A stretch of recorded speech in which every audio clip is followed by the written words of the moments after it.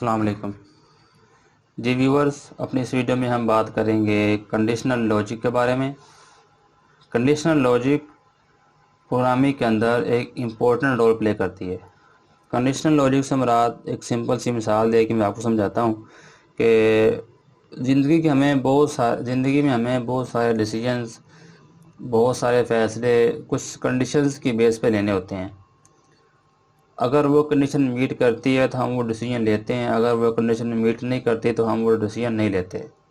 मिसाल के तौर पे हम अगर ये कहें कि जी अगर आप पास हो गए तो मैं आपको एक जो है वो गाड़ी लेके दूंगा, मैं आपको एक बाइक लेके दूंगा। या आप ये कहते हैं अगर मैं सुबह 6 बजे उठ गया तो मैं सैर के लिए जाऊंगा। मतलब इस तरह की जो है वो सिचुएशन हमारे पास आ जाती हैं जब हमें कुछ चूज़ करना पड़ता है, डिसाइड करना पड़ता है किसी न किसी कंडीशन के बेस पे। अगर वो कंडीशन सेटिस्फाई होती है तो हम वो चीज़ डिसाइड कर लेते हैं, वरना हम उसको छोड़ देते हैं। फॉर एग्ज़ाम्पल अगर हमने ये डिसीजन लेना हो कि सुबह मैंने वॉक पे जाना है कि नहीं जाना, उसके लिए कंडीशन हमने क्या लगाई है कि अगर मैं सुबह 6 बजे उठ गया तो मैं वॉक के लिए जाऊँगा। अगर 6 बजे आप उठ जाएंगे तो आप वॉक के लिए जाएंगे, अगर 6 बजे नहीं उठेंगे तो नहीं जाएंगे। तो ये सिर्फ सिंपल सी एग्जांपल दे के मैं आपको समझा रहा था कि जिस तरह डेली लाइफ के अंदर हमें बार डिसीजन जो होते हैं वो कंडीशन के बेस पे लेने पड़ते हैं, इसी तरह प्रोग्रामिंग में भी हमें बाज़ स्टेटमेंट्स को जो हम एग्जीक्यूट करते हैं या वो किसी न किसी कंडीशन की बेस पे करते हैं। वो सिर्फ इसी वजह से कि हमारी रिक्वायरमेंट इस तरह की होती है। ठीक है जी। अब कंडीशनल लॉजिक को इम्प्लीमेंट करने के लिए हमारे पास जो डेवलपर है सी लैंग्वेज का, उसने हमें बहुत सारे स्टेटमेंट्स प्रोवाइड की हुई हैं। हमारे पास सिंपल इफ़ स्टेटमेंट भी है, इसके इस्तेमाल से भी कंडीशनल लॉजिक को इम्प्लीमेंट किया जा सकता है। और एक हमारे पास फिर इफ़ एल्स स्टेटमेंट भी है, इसकी हर मदद से भी कंडीशनल लॉजिक को किया जा सकता है। ये हमारे पास कुछ सिनेरियोज हैं, हर एक का अपना अपना इस्तेमाल है। सबसे पहले हम जो है वो इफ़ स्टेटमेंट के बारे में पढ़ेंगे। तो इफ़ एल्स इफ़ भी हमारे पास एक वेरिएशन है जो इफ़ एल्स की ही एक्सटेंशन है। ठीक है जी, इसका भी इस्तेमाल से भी हो सकता है। उसके बाद कंडीशनल ऑपरेटर हमारे पास है, इसके इस्तेमाल से भी कंडीशनल लॉजिक को इम्प्लीमेंट किया जा सकता है। उसके बाद हमारे पास स्विच केस स्टेटमेंट भी है, यानी कि हमें डेवलपर ने कुछ प्रोवाइड की हुई हैं स्टेटमेंट्स जिनकी मदद से हम इस कंडीशनल लॉजिक को प्रोग्रामिंग के अंदर इम्प्लीमेंट कर सकते हैं। तो फिर हम सबसे पहले जो है वो सिंपल इफ़ का जो है वो इस्तेमाल देखेंगे, किस तरह सिंपल इफ़ के इस्तेमाल से हम कंडीशनल लॉजिक को जो है वो प्रोग्रामिंग में इम्प्लीमेंट कर सकते हैं। तो जो सिंपल इफ स्टेटमेंट है ये डिसीजन स्ट्रक्चर की या कंडीशनल लॉजिक की सबसे सिंपल स्टेटमेंट है। यानी कि इसको आप ये कह सकते हैं कि ये one way decision making statement है कि जब हम कोई कंडीशन लगाते हैं तो अगर वो कंडीशन ट्रू हो तो हम कोई डिसीजन लेते हैं, अदरवाइज हम वो डिसीजन, उसके अलावा अगर वो कंडीशन ट्रू नहीं होती तो हम कुछ भी नहीं करते। फॉर एग्जांपल मैं यहाँ पे एक नंबर लेता हूँ, ये चेक करने के लिए क्या वो नंबर पॉजिटिव है या नेगेटिव। तो इसके लिए मैं यहाँ पे कंडीशन लगाता हूँ if numbers is greater than zero.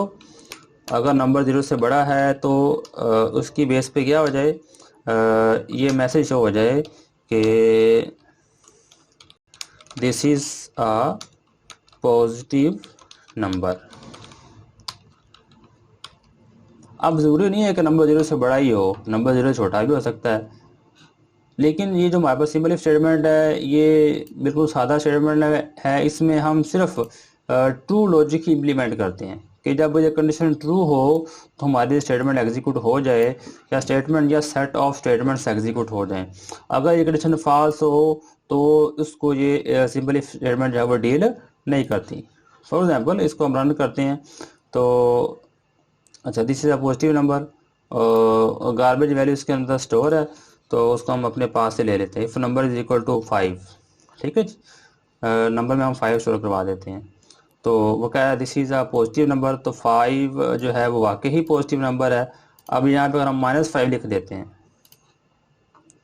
यहाँ पे कोई भी आउटपुट नहीं आई, क्योंकि हमने यहाँ पे उसको इम्प्लीमेंट ही नहीं किया। हमने सिर्फ ये कहा है कि अगर नंबर 0 से बड़ा हो तो ये मैसेज शो हो जाए। अगर नंबर 0 से बड़ा ना हो, जाहिर बात है नंबर छोटा भी हो सकता है, नंबर 0 भी हो सकता है, उस केस में जो है कुछ भी नहीं हो सकता, क्योंकि इफ स्टेटमेंट जो है सिंपल ट्रू केस को हैंडल करती है, फॉल्स केस को हैंडल नहीं करती। हाँ, अगर आपने फॉल्स केस को भी हैंडल करना है उसके लिए आप कंडीशन और लगा सकते हैं। आप ये कहते हैं अगर नंबर इज लेस देन 0 हो तो ये मैसेज शो हो जाए,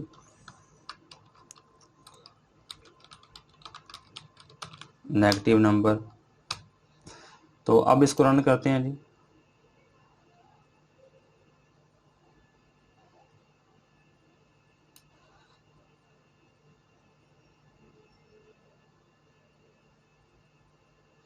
जी, तो अब शो करवा रहा है नेगेटिव नंबर, यानी कि पॉजिटिव था तो पॉजिटिव नंबर, अब पॉजिटिव है, नेगेटिव था तो नेगेटिव नंबर, और पॉजिटिव है तो पॉजिटिव नंबर। ठीक है जी। तो बात करने का मकसद ये है कि ये अब भी ट्रू केस को ही हैंडल कर रही है। अगर आप गौर से देखें तो आपको पता चलेगा, अगर नंबर 0 से बड़ा हो, ट्रू हो, तो ये वाले स्टेटमेंट चले, और अगर नंबर 0 से छोटा हो, यानी अब भी अगर नंबर 0 छोटा हो, ट्रू हो, तब भी जो है वो ये वाला मैसेज शो हो जाए। तो इफ स्टेटमेंट सिर्फ और सिर्फ ट्रू केस को हैंडल करती है, फॉल्स केस को जो हैंडल नहीं करती। और एक बात याद रखें कि जब आपने कंडीशन को ये मैं डिलीट कर देता हूँ, जब आपने कंडीशन को इम्प्लीमेंट करना हो तो इफ स्टेटमेंट के बाद अगर सिर्फ एक स्टेटमेंट हो, सिर्फ एक स्टेटमेंट आपने एग्जीक्यूट करनी है उस कंडीशन के ट्रू होने पे, तब जो है हमें इसके इर्द गिर्द कर्ली ब्रेसेस लगाने की ज़रूरत नहीं है। लेकिन अगर आप ये चाहते हैं कि इस कंडीशन के ट्रू होने पे मल्टीपल स्टेटमेंट एग्जीक्यूट हों, उसके लिए हमें जो है वो कर्ली ब्रेसेस लगाना पड़ेंगी। फॉर एग्जांपल मैं यहाँ पे एक और मैसेज शो करवा देता हूँ जी कि कांग्रेचुलेशंस,